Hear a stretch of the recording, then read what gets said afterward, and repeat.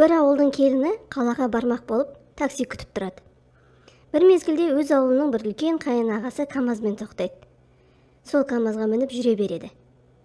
КамАЗ қисық жолды секіріп келе жатқанда әлгі келін байқамай жел шығарып қояды. Содан ұялған келін: «Аға, арамызда қалсын дей беріпті». Сонда қайын ағасы: «Қой, арада қалдырып қайтесің? Терезені аш, шығып кетсін», депті. Екі жігіт кездеседі. Бүгін үйге келіп шкафты ашсам, ішінде жалаңаш адам отыр. Таңғалатын несі бар? Қалай несі бар? Мен бойдақпын ғой. «Теңіздің суы неге ащы?» деп сұрапты біреу Қожанасырдан. «Теңіздің суы қозғалыссыз бір жерде тұрады ғой, сондықтан ашып кеткен ғой», депті Қожанасыр. Науқас анализге 3 литрлік банкеге толтырып кіші дәретін әкеледі. Медбике ашуланып: «Қасына бір чемодан үлкен дәретіңді әкелмедің бе?» «Ой, жүрегіммен сездім ғой. Мінекей». «Ескі халатымның түймелері үзіліп бітті. Киюге ұят өзі». «Ештеңе жоқ, ертең сатып әперем». «Ура! Жаңа халат па?» «Жоқ, түйме әперем». Қожанасыр базардан бір келе алма сатып алмақ болады.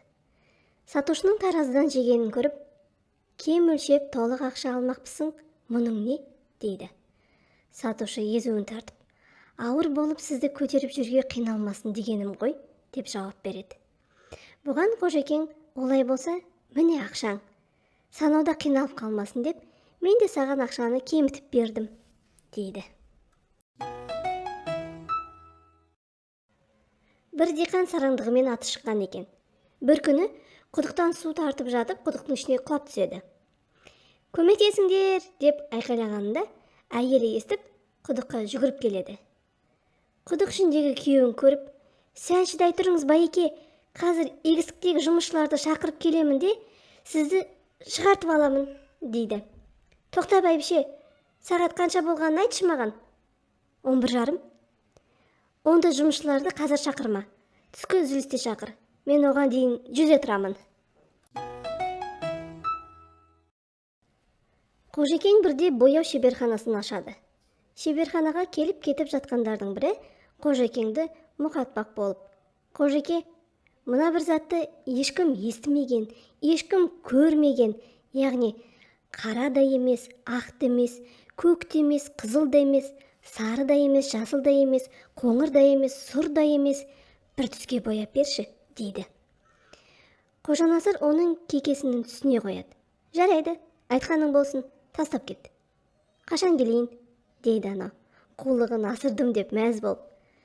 «Қашан келсең өз еркің, бірақ сен келетін күн дүйсенбі де, сейсенбі де, сәрсенбі де, бейсенбі де, жұма да, сенбі де, жексенбі де болмасын», дейді сонда Қожанасыр. Ішіп алған тауық жастықты ашып: «Шешемнің жүн-ай» деген екен. Әжесі 5 жасар немересіне айтады: «Құлыным, қарашы, бип-бип келе жатыр». «Әже, қойшы, қайдағын айтпай. Бұл Геленваген ғой, Германияда Штутгарт қаласында шығарады», депті. «Сен мені сүймейсің». «Ол не дегенің? Мен сен үшін бір қасық суға тұншығып өлуге дайынмын». Лев Толстой ұзақ жолға шығады екен. Сөйтіп, таксиге мінеді. Таксист жолдан бір адамды мінгізеді. Толстой онымен қатты танысқысы келіп: «Здравствуйте, меня зовут Лев Толстой», деп қолын созады. Жаңағы мінген кісі тұрып қалып, іштей: «Мынау менімен әзілдесіп тұр ма?» деп ойлайды да: «А меня зовут Тигр Худой», дейді. Мұғалім мен оқушының әңгімесі: «Сен емтихан тапсыра алмайсың, топассың». «Әрине, сіз ғой мені оқытқан».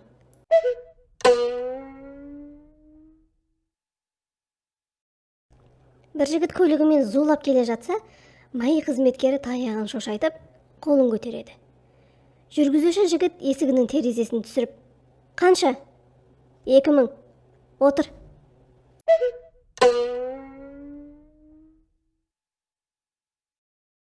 Бір ата мен әже радио сатып алыпты. Оны 220 вольт розеткаға қосып күтіп отыр. Радиодан түсін шыға бастайды. Ата: «Мынау үндемейді ме?» Әже: «Қазір темекісін шегіп алғаннан кейін сөйлер», депті. Қазақстан футбол командасының жаттықтырушысы ойыншыларға: «Бүгін менің туған күнім. Сондықтан сыйлық ретінде бүгінгі матчта жеңіске жетіңдер. Тым кеш, тренер. Біз сізге вазелин сатып алып қойдық». «Маулен, маған сенің кеңесің керек болып тұр». «Қандай?» «Мен қайырымдылыққа 1 миллион беріп, өзіме 1 миллион қалдырсам деп едім». «Онда іске сат». «Ал қандай кеңес керек?» «2 миллионды қайдан тапсам болады?» Тишон жұмысқа көзі көгеріп келіпті. Оны көрген әріптестері: «Тишон, не жағдай болып қалды?»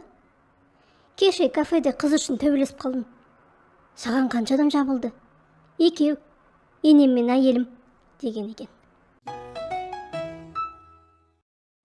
Қожекең КамАЗбен 11 адамды өлтірген үшін сотталып жатыр. Оқиғаның қалай болғанын айтуы сұралады. Қожа: «КамАЗбен келе жатсам, бір уақытта КамАЗдың тежегіші ұстамай қалды. Тура алдымда базар бар. Сол жақ аялдамада бір бала тұр. Оң жақта 10 адам тұрды. Мен ойлап солға бұрдым».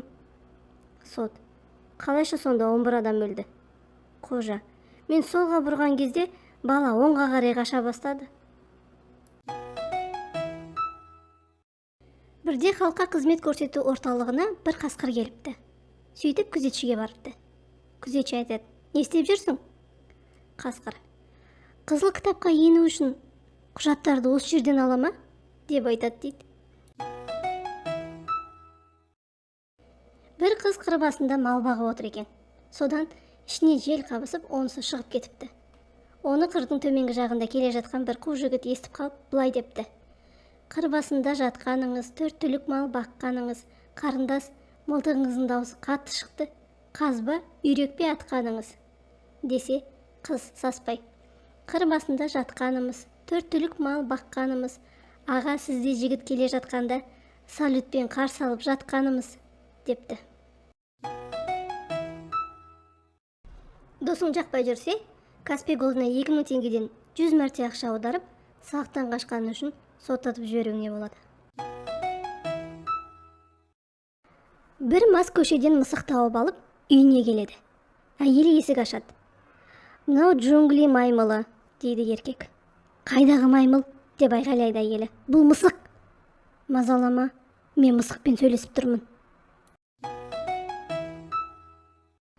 Көңіл күйім жоқ болса, жедел жәрдемге алып кетеді.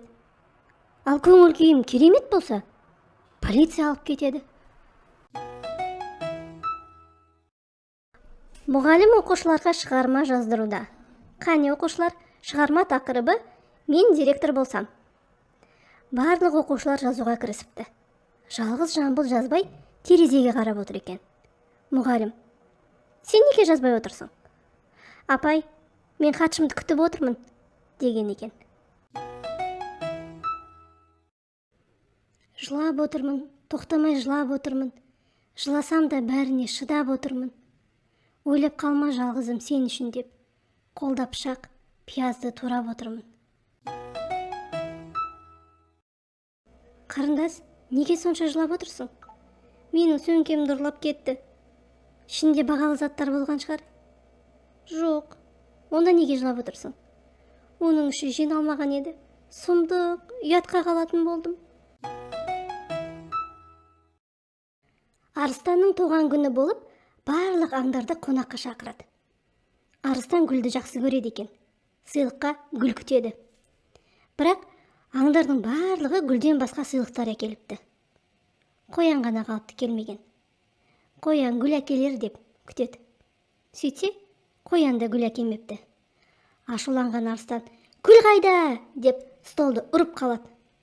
Зәресі ұшқан қоян бар дәрменмен жүгіріп қашып үйіне келіпті. Үйіне келіп, есікті іліп, столға отырып, столды бір-ақ ұрып, мен қайдан білем, депті. Бір кісі мал бағып жүрсе, батпаққа сиыры батып бара жатыр екен. Жылқымен шауып барып, көмектесіп сиырды шығарайын деп жатса, сиыр: «Аға, көмектесіңіз, тұншығып барам», депті. Аң-таң болған кісі қорыққанынан оқиға орнынан жылқымен шауып қашып бара жатып: «Мә, малдың сөйлегенін бірінші рет көрдім», депті. Сонда жылқысы: «Айтпа, мен де біртүрлі болып қалдым», депті. Бір күні қоянды орманның участковый етіп сайлапты. Жолда келе жатып, түлкіні көріп: «Сен мына үстіндегі жүнді қайдан алдың? Сен жемқорсың». Түлкі: «Ой, басеке, о не дегенің? Өзімдікі ғой». Түлкінің сөзін елемей түрмеге қамапты. Клеткада қаз отыр екен. Қаз: «Сен не білдірдің?» «Ештеңке, ана қоян артымды қазбалап жемқорсың» деп. Түлкі қаздан сұрапты: «Өзің не қылып отырсың?» «Жыл сайын жыл жаққа кімнің ақшасына ұшып барып келіп жүрсің деп қамап қойды», деген екен. Ері мен әйелі ұрсысып жатыр екен. Әйелі ашуланып еріне: «Осы мен саған тұрмысқа шыққанда көзім көрмейтін, құлағым естімейтін мисыз болған шығармын», десе, күйеуі тұрып: «Көрдің ба, мен сені қанша аурудан емдедім», депті. Бір тойда асаба былай деген екен: «Құрметті той қонақтары, алдарыңызға ас қойдық, екі қолды бос қойдық. Алдарыңыздағы асты кезінде ата-бабаларымыз немісті қалай қырса, солай жапыра жеп отырыңыздар», депті. Содан той бітеді.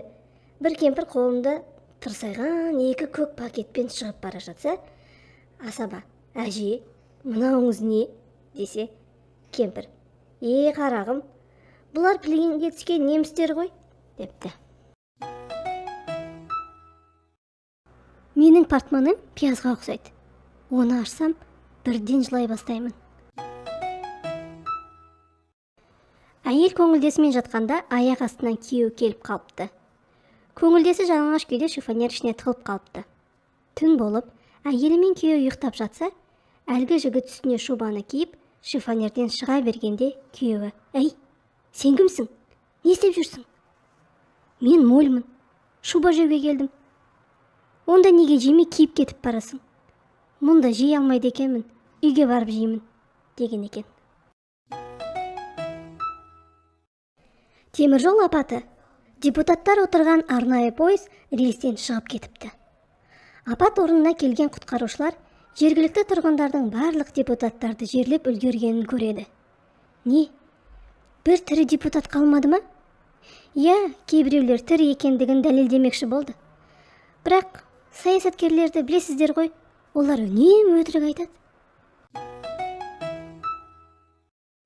Құрметті сұлу қыздар, сіздерге беретін ақыл кеңесім бар.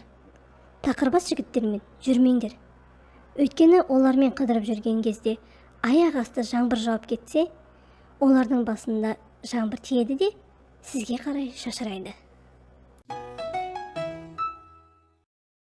Жігіт үлкен ағасынан: «Кешке қайда барып жүрсің?» деп сұрайды. «Хорға, дайындыққа». «Ал онда не істейсіңдер?» «Сыра ашып әңгімелесеміз». «Ал әнді қашан айтасыңдар?» «Үйге қайтып бара жатқанда». Бір тауық 5 килограмм жұмыртқа тауыпты. Тілшілер келіп тауықтан сұрап жатыр дейді. «Қалай тудыңыз?» «Құпия».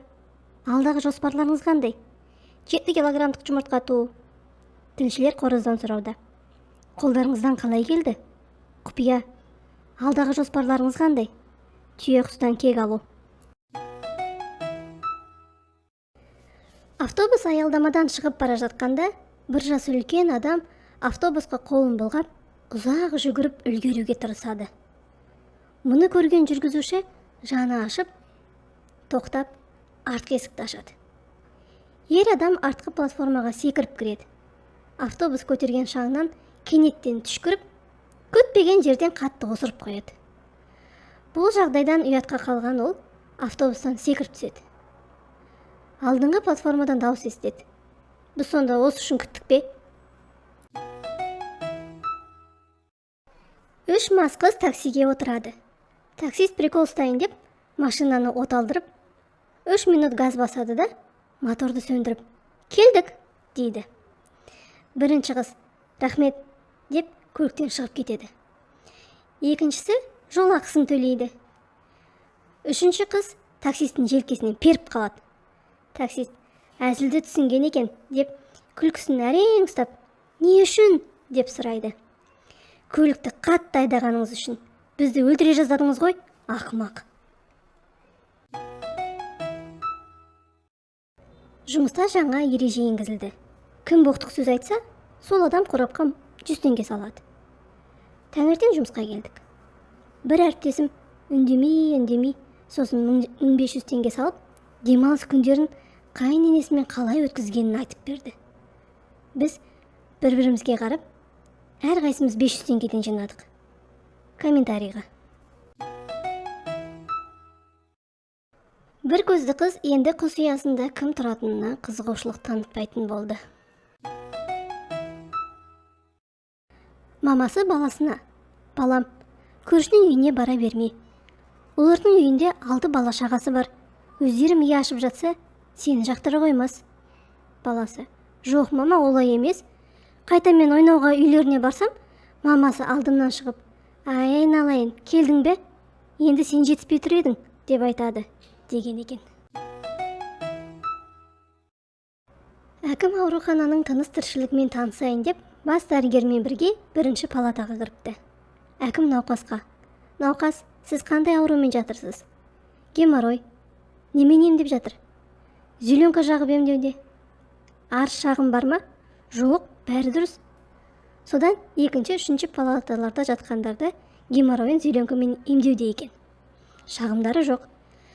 Әкім соңғы палатаға кіріп науқастан: немен жатырсыз? Геморрой ма? Жоқ, әкім мырза, мен ангинамен жатырмын. Ангинаны немен емдеп жатыр? Зеленкамен. Арыз шағымдарыңыз болса айтыңыз. Әкім мырза, менде бәрі жақсы, но бір өтінішім бар. Зеленка жағатын кезде дәрігерлер менен бастасыншы, а то бірінші палатада жатқан геморройшылардан бастайды. Той болып жатыр екен. Сол тойда кемпірін жоғалтып алған бір шал асабаға барып: әй балам, менің кемпірім жоғалып қалды. Соны сен микрофонмен айтып тауып бер, десе асаба: кемпіріңіздің аты кім? Шал: ұмытып қалдым, депті. Сонда асаба: онда кемпіріңізді сипаттап суреттеп беріңіз, десе шал: ол қалай, депті. Енді ата, мысалы, мен әйелімді сипаттасам, шашы ұзын, көзі доп-домалақ, толық дей бергенде шал: балам, менің кемпірімді қоя салшы, сенің әйеліңді іздейік, депті. Баяғыда Бейсенбай мен Олжабай деген ақсақал бір-бірімен мұңдасып отырып: бәке, баяғыдай қауқар жоқ. Әттең, кемпіріммен жастық шақты еске аларым едік, шіркін, депті. Сөйтсе Бейсенбай: әй, соны да білмейсің бе? Үйіңе барып кемпіріңнің мойнынан сүйіп, құлағынан тістесең, бәрі орнына келеді, депті. Олжабай дереу үйіне барып, кемпірін шақырып алып, мойнынан сүйіп, құлағын тістеп жатса, кемпірі: кетші аралбасты, Бейсенбайға ұқсамай, депті. Қожанасыр бір танысының үйіне қонаққа барады. Үйдің иесі тұрып қалған нан мен бір табақ бал алып келеді. Қожанасыр қатқан нанға тісі өтпегеннен кейін балды қасықпен алып жей бастайды. Оны көрген сараң үй иесінің көзі шыға жаздап: ойбай, абайлаңыз, бал нансыз желінетін болса, адамның ішін күйдіріп жібереді, дейді. Қожанасыр балды жеп бітірген соң: кімнің іші күйіп жатқанын бір Құдай біледі, деген екен. Бір ауылда көреалмаушылық етуімен, қырсықтығымен танымал болған біреу бар екен. Әр нәрсеге қарсы шығып, наразылық білдіреді екен. Ауылдағы адамдарға көмектескенді жақсы көретін бір бай кісі кедейлерді тамаққа шақырады. Жеп-ішіп болғаннан кейін: әрқайсыңа бір-бір қап 40 келілік бидай дайындап қойдым. Мына жұтшылық тапшылық заманда оларды үйлеріңе апарып, бала шағаларыңмен азық етіңдер, дейді. Кедейлер қаптарын арқалап кетер кезде үй иесіне алғыстарын айтып, игі дұға етеді. Ал әлгі қырсық былай дейді: көреміз әлі, бидайларды дұрыс өлшеп салды ма екен. Папа, сіз маған түсімде кішкентай самокат сатып алып беріпсіз. Балам, бұзылықшылық жасамай тәрбиелі болсаң, түсіңде үлкен самокатты алып беремін. Ескі шубамның түймелері үзіліп бітті. Киюге ұят өзі. Ештеңе жоқ, ертең сатып әперем. Шуба ма? Жоқ, түйме әперем. Сенің көзіңе неге қып қызыл? Мен шөпшектім, әке. Өтірікші, сен Реал Мадридтің жанкүйерісің. Финалға шыға алмай қалған үшін тақ атқанша жыладым деп мойындай салмайсың ба? Өлім жазасына кесілген адамға соңғы тілегіңді айт. Орындайсыздар ма? Иә. Точно ма? Иә дейм. Не қаласымда орындайсыздар ма? Әрине. Онда мен тірі қалдырыңдаршы. 21 ғасырдың жаңа мақал-мәтелдері. Қыз өссе елдің көркі, гүл өссе акиматтың көркі. Қызым, саған айтам, сен ешкімге айтпа. Шақырылмаған қонақ келмейді. Соқыр тауыққа линза алып берейік. Ит жоқта иесі үреді. Қыздың 40 әлеуметтік желісі бар. Алыстан арбалағанша КамАЗбен бір рейс жаса. Ерте тұрған әйелдің ұйқысы келіп өліп бара жатыр.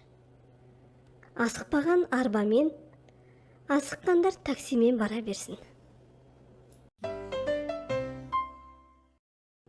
Баяғыда 2 помидор кетіп бара жатады. Сол кезде бір помидорды машина басып кетеді. Сол кезде екіншісі айтады: мәссаған, мынауың кетчуп болып қалыпты ғой. Әже, әр жамандыққа жақсылықпен жауап беру керек деген рас па? Деп немересі сұрайды. Рас, балам, рас. Онда маған 5000 теңге беріңізші. Мен сіздің көзәйнегіңізді сындырдым. Мектепте еңбек сабағынан балаларға тышқанға қақпан жасап алып келіңдер деп тапсырады. Барлық балалар кәдімгі қақпан жасап әкеледі. Ал бір бала болса, қораптың аузына жіпке түйме іліп қояды және алдына тігінен лезвие қояды. Оны көрген мұғалім: мынауың не? Мына түймені шайқалтып қозғалтып қоямыз. Сосын тышқан келіп лезвиеға мойнын қояды да, түймеге былай қарағанда басы кесіліп қалады. Наны ертең дұрыстап алып кел, әйтпесе 2 қоямын, дейді. Ертеңіне бала түймені алып тастайды, сол қақпанды қайтадан алып келеді. Мұғалім балаға: наны неге алып келдің? Бала: қақпанды дұрыстап алып келдім.